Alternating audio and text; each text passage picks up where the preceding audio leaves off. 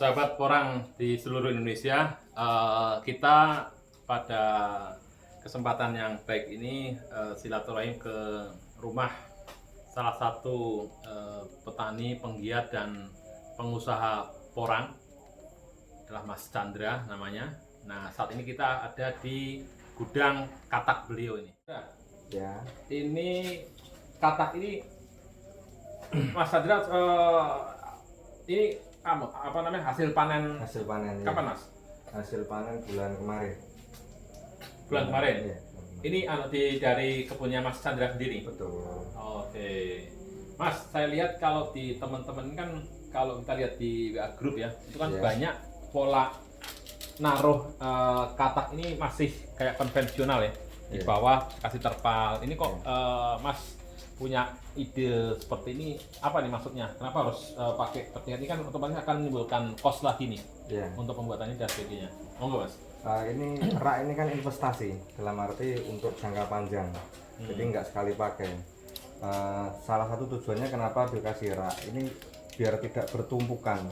Untuk merawat bibit ini kalau bertumpukan rawan jamur. Ya. Oke. Seperti itu. Kalau dari lahan panen kita keringkan sebentar, baru masuk rak karantina. Ini namanya rak karantina. Kalau sudah dimasukkan rak karantina, ini bisa bertahan sampai musim tanam di bulan 10 sampai 11 12 ini insya Allah masih aman. Yang penting kata ini benar-benar dorman murni. Berarti ini benar-benar hasil dorman ya, Iya, bukan benar-benar hasil dorman. sebelum dorman kemudian dipanen enggak ya? Oh enggak, kita wajib hasil dorman kita jaga kualitasnya. Nah, ini mungkin para sahabat porang di seluruh Indonesia ingin tahu nih, apakah panen katak itu memang harus menunggu masa dorman atau bisa sebelum masa dorman, dan kalau seandainya pun sebelum masa dorman, apa akibatnya? Jadi gini, terkait masa dorman itu kalau pengalaman saya itu wajib masa dorman harus. Jadi katak diambil kalau sudah basahnya ngelempai atau udah jatuh sendiri dari daunnya. Oke. Nah, di situ akan menentukan kualitas bibit. Ya. Nah, dengan kualitas bibit yang bagus, insya Allah hasilnya itu pun juga bagus kayak gitu. Oke. Jadi wajib dorman. Ini rencana gimana? Ini rencana mau ditanam sendiri atau Mas Chandra ini mau dijual dalam bentuk katak? Karena ini sekarang berseliweran nih. Para trader kata ini berseliweran, akhirnya menimbulkan harga yang nggak jelas, seakan-akan bisnis porang ini jadi nggak karuan. Ini gini, ini kan untuk ditanam perluasan sendiri.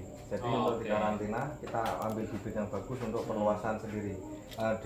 Jika untuk ditanam sendiri udah cukup, ya kita jual. Oke. Ini rencana ini, Mas Chandra mau tanam untuk stok yang ada ini untuk bisa berapa hektar, Mas?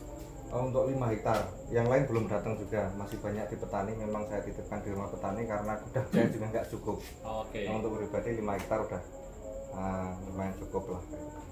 Jadi sahabat porang di seluruh Indonesia, ini kita bisa melihat Mas Chandra ini sosok seorang ya petani, penggiat dan pengusaha porang yang tidak hanya memanfaatkan momen dengan harga katak yang enggak jelas ini. Beliau tidak memanfaatkan momen yang enggak jelas itu untuk bermain jual beli katak, tapi beliau panen katak untuk ditanam di lahan beliau selanjutnya. Ini diperkirakan dengan stok beliau yang sekarang ada ini bisa untuk beliau tanam di lahan seluas 5 hektar. Nah, inilah salah satu beliau concern betul, tidak hanya jual beli katak, karena ada teman-teman juga yang kecewa karena mereka diminta tertarik untuk budidaya porang, lalu mereka begitu panen ternyata disodorin untuk jual katak. Akhirnya timbul pertanyaan oleh teman saya itu, mengatakan, loh, saya ini mau bisnis porang itu mau jual umbi porang atau jual katak. Nah, itu menjadi sebuah PR buat. Sementara gitu Mas Chandra, sukses selalu. Siap. Terima kasih. Terima kasih. Mudah-mudahan bisnisnya Mas Chandra tambah luar biasa hebat. Amin. Porang Indonesia sejahtera.